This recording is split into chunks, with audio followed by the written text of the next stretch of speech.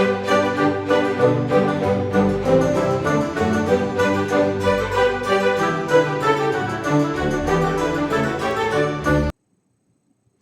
guys, today I want to talk about wallhangers, also called sword-like objects. What are they, how can we differentiate them from functional swords, and why do people collect them? So to start off with, what is a wallhanger or sword-like object? The most simple definition I can give you is that a wallhanger is a sword, or rather a piece of steel, normally stainless steel, that looks like a sword. It has the same general shape and form of a sword, but in reality is very dangerous. You should not use them for practicing, you should not use them for sparring, you should not use them for cutting. Even for doing solo drills, they can be dangerous. Just swinging a wall hanger can sometimes generate enough force that it will fail somewhere, either in the blade or the tang. And speaking of the blade or the tang, these are the two real weak points of a wall hanger. Typically, the blade is constructed of 440 stainless steel, and I'll show you a wall hanger here. This is the United Cutlery Glamdring, and you'll see it's very shiny, it looks very good, but this is stainless steel. And stainless steel is good for knives. It holds up great for knives. But once you start taking 440 stainless steel out to this length, it becomes very brittle and very susceptible to breaking. So 440 stainless steel is not a good steel for sword blades. It just simply isn't. Great for knives, not good for sword blades. The other part I just mentioned is the tang. And a lot of wall hangers have what we call a rat tail tang. I will show you that now, actually. One way you can tell that a sword is a wall hanger is how easily it comes apart. If you look at Regnier or Reginier's sword, he uses a process called peening, where the tip of the tang comes out through the pommel and then is basically, using a hammer, smashed down until the tang and the pommel are joined as one. And it is very strong, and it will almost never come apart. With the Hanalei Tinker line of swords, which I'll use to show you an example of a good tang, on those swords they're held together with a hex nut, which sometimes comes loose, but not loose enough to be dangerous, and can very easily be retightened. With this sword, we can simply grasp the pommel and unscrew. And as I do that, the blade starts to fall, so I need to grab that, but you'll notice on wall hangers that they typically disassemble very, very easily. And this is to, I believe, aid in manufacturing and putting together these swords. So there's the pommel gone, the grip comes right off, whoop, and so does the crossguard. There we are. So the problem with wall hanger swords is that the tang, which is this bit of metal that goes under the grip and connects to the blade, is what we call a rat tail tang. I'll see if I can get this in focus on the camera. You can actually see that the blade ends right about here in a little notch. And the tang, which is this bar with the thread on the end, the thread for catching the pommel, is actually welded into place. So this is not one piece of steel. This is in fact a stainless steel blade with a tang that's been welded onto it. This is a very common and very critical point of failure. And again, there are some wall hangers where just swinging the sword will cause a break at this point, and the blade will go flying, become disconnected from the rest of the sword and go flying. So rat tail tangs are very dangerous. And if you can take apart a sword this easily and you find a tang like this, that is a wall hanger. You should not swing it around, you should not cut with it, you should not spar with it. It is dangerous. So that, in essence, is what a wall hanger blade looks like and why it is weak. For starters, the steel is 440 stainless, which is no good for sword blades, and it has a rat tail tang. Those are the two big identifiers for a wall hanger. So let's compare that to a functional sword. This is from a Hanalei Tinker bastard sword. This is the blunt blade that I actually have for my my sharp Hanalei bastard sword right there. It's a little blurry, it's out of focus behind me, sorry. But this is a proper tang and a proper blade. The blade is carbon steel. You'll notice it's not as shiny, partially because this is a blunt practice blade that I handled a lot. I've got my greasy fingers on it now. So it is a bit dingy. It is not as bright and shiny as stainless steel. Part of the reason stainless steel is used on wall hangers is that it looks nice. It looks good on the wall. It's very pretty, very shiny. Still no good for sword blades, though. You'll notice that the tang on this is much, much better. And you'll see that this is, in fact, one piece of steel all the way through. The blade and the tang are one piece of steel, so there is no failure point where swinging this around will cause it to break or anything like that. Some people incorrectly refer to this as a rat tail tang because it's threaded at the end, but that's not the correct usage at all. This is a proper tang. This is the tang I would want to see in basically any sword that I own. A full piece of metal where the blade and the tang are all one. This will not fail in the same way a rat tail tang will. It's a completely different method of manufacturing, which is much, much more solid. So just to clear that up, this is not a rat tail tang just because it has threading on the end.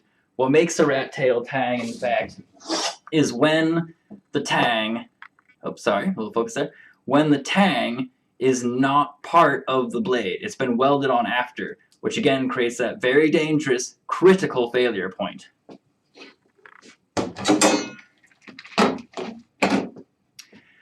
So now that I've talked about what makes a wall hanger, specifically the blade and the tang, why do people collect wall hangers, and why are wall hangers popular? Like, why are they made? You'll notice that I actually have some wall hangers, usually hanging up over there, but I've taken them all down to show you now. The main reason that wall hangers are a thing is that they are cheaper to produce, and they look good. And that's basically it. These are made so that people can afford them, hang them on their wall, and have a nice decoration piece. In my case, I'm a bit of a Lord of the Rings fan, so I found this one on Craigslist for very cheap and picked it up. I knew what it was. I know that this is not a functional sword. I bought this purely for display purposes because I like Lord of the Rings, I like Gandalf, I like the swords, so I got it just for display purposes, basically. It's perfect for display. It looks good on my wall. I'm fine with that. I also have another Lord of the Rings sword. This is the United Cutlery Ranger, the Strider sword from before he gets the shards of the Narsil fixed and gets Anduril, the newer, nicer sword. This one's pretty decent as well. You notice I have it tied up because I actually want to display this sword with the scabbard, and because I hang my swords on pegs like so, the scabbard would just fall off if I didn't tie it in place. So that's why that's like that. This one similarly will deconstruct very, very fast. It has a rat tail tang and a stainless steel blade. Again, no good for sparring, no good for cutting, solo drills, anything of that nature. My last wall hanger, which is probably my favorite, is this guy. And this one is actually a little bit different from the other two. It does not disassemble nearly as easily, and so I actually don't know what type of tang this has. I am assuming that it is a rat tail tang, just to be on the safe side, but it could have a functional tang. Regardless, this is still no good for cutting, solo drills, anything else, because it is a decorative piece. I don't know if you can tell, but the blade is absolutely massive. It is very, very heavy in the blade, and it has this, it's not Damascus, it's actually sort of etched into the blade, this pattern, to make it look like Valyrian steel, because this is a Valyrian steel, the company, not the material, because the material is fictional, the company Valyrian steel Longclaw. This is the book version, and this is the non-Damascus book version. I again found this on Craigslist. It's a wonder what you can find on there, and said, I'm a big Game of Thrones fan. I've read all the Song of Ice and Fire books, and I'm waiting for Winds of Winter. I like the sword. I like the character who owns this sword. I said, that would look lovely on my wall. I think I'll pick that up.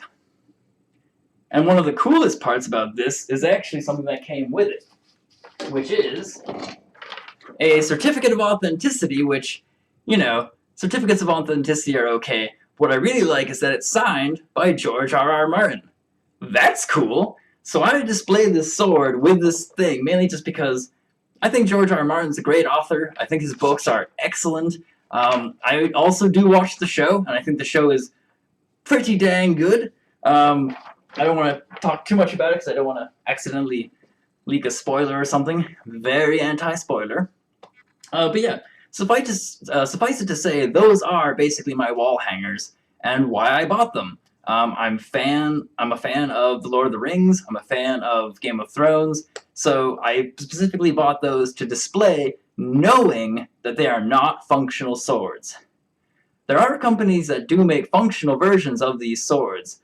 I believe Dark Sword makes a few Lord of the Rings swords that are functional. And I want to say I've seen Skolagrim actually do a video recently of a sword that is from their sort of Lord of the Rings line. It looked pretty neat. Another reason that people get wall hangers is that they don't know that they're wall hangers going into it. And that is actually the case with this sword right over here, which I'll just take down for you. This sword, and I know I'm about to shock you when I say I found it on Craigslist again, I was sort of wary of when I saw the post. Oh, sorry, my focus is gone. I was sort of wary of when I saw it posted because it was very cheap. But at the same time, you know, it looks like a nice basket hilt, and I said, well, even if this is not functional, it'll make a nice little display piece. So I picked it up and I took it apart, and it does indeed have a rat tail tang. The blade is most likely stainless steel of some sort because it's very, very shiny. So I ended up with a wall hanger by mistake, but I didn't spend a lot of money on it, and it looks good. It fits nicely on my wall, so I'm perfectly fine with it. I'm just going to pop it back over there. Sorry for the loss of focus again.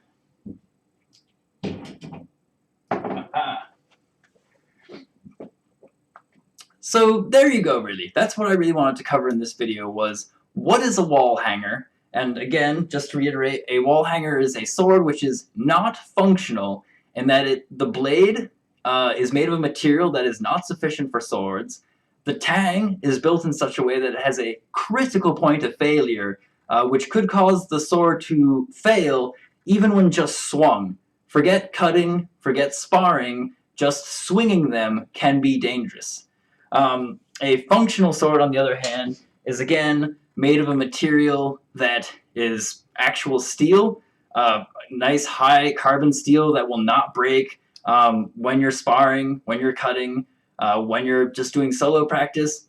The tang is actually part of the blade, a continuation of the blade, and whether it is peened or whether it is hex, you know, it's got a functional tang that when you swing it will not snap at the critical point of failure, because there is no critical point of failure. It is one solid piece of steel.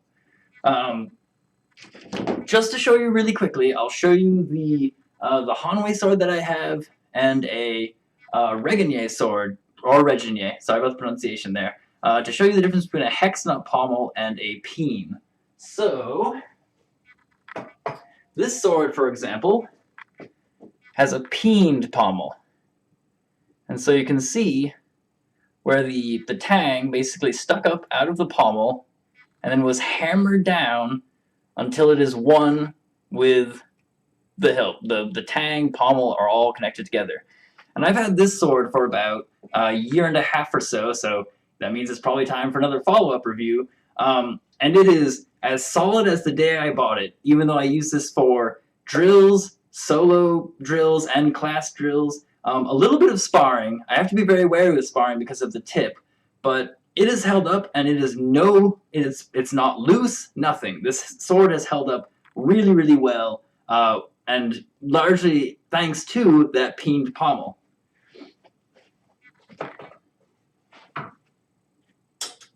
And this sword, on the other hand, this is the Hanalei Tinker Longsword, and it is fairly sharp.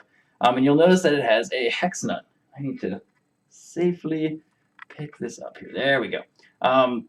Now the hex nut is nice because specifically with this line of swords, you can actually get double blades like this one and swap them out at a moment's notice just by loosening the pommel, taking off the hilt parts, putting all the hilt parts onto the new blade, and tightening the pommel down again. So it's very useful. It's also functional from a standpoint of after lots of use, the pommel will tend to get a little loose, but you can just tighten it up and it's back to its original form. So very good there. So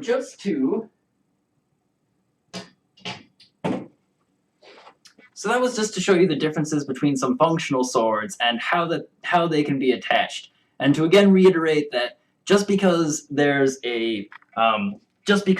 are, you know, a screw top, oops, sorry, focus. Just because that there's this threading at the end of the tang does not mean that it is a rat tail tang. The rat tail tang specifically refers to when the bar of, or well, the entire tang itself sometimes is welded in a way to the blade that makes it unsafe or non-functional, as we call it. So that's really what I wanted to cover. What is a wall hanger or a sword-like object? How do you differentiate it from a functional sword? Why do people collect them? Because we're nerds and we like swords. And just some differences with functional swords and differences between a rat tail tang and a functional tang. If you have any questions or comments, please leave them below and I'll get back to you as soon as possible. Thanks a lot for watching, and I will talk to you soon. Thanks again for watching. Please hit subscribe and check out some of these other videos.